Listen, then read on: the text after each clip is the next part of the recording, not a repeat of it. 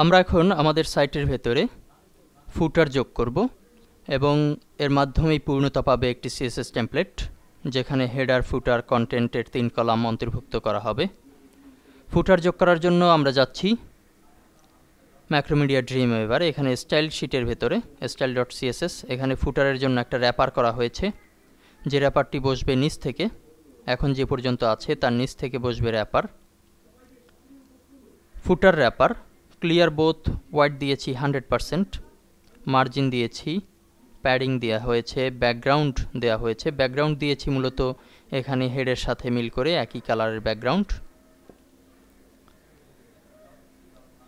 এরপরে ডট ফুটার, র্যাপারের ভেতরে থাকবে ফুটারের ক্লাস, সেখানে হোয়াইট ঘোষণা করা হয়েছে, প্যাডিং দেওয়া হয়েছে, font size, colour, text align, centre, এগুলো মিন করা হয়েছে।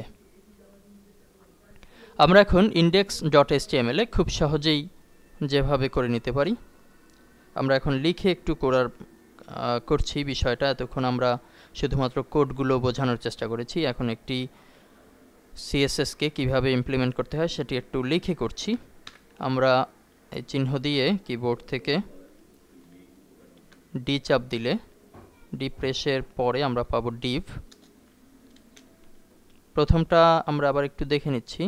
স্টাইলে প্রথমটা হচ্ছে আইডি এবং পরেরটা ক্লাস।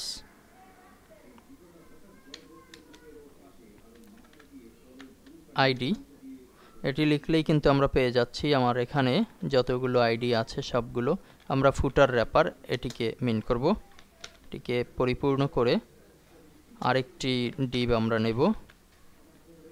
ডিতে প্রেস করলে ডিভ, পরবর্তীতে এন্টার দিলে, স্পেস দিলে এখান থেকে নেব ক্লাস।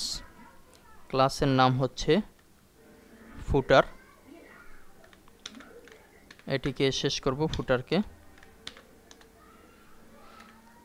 এবং সর্বশেষে আমরা ফুটারের র্যাপারকে শেষ করব এবং লেখাগুলোকে ফুটারের মাঝে আমরা পেস্ট করে দিয়ে দিচ্ছি, আমাদের কপি করা ছিল।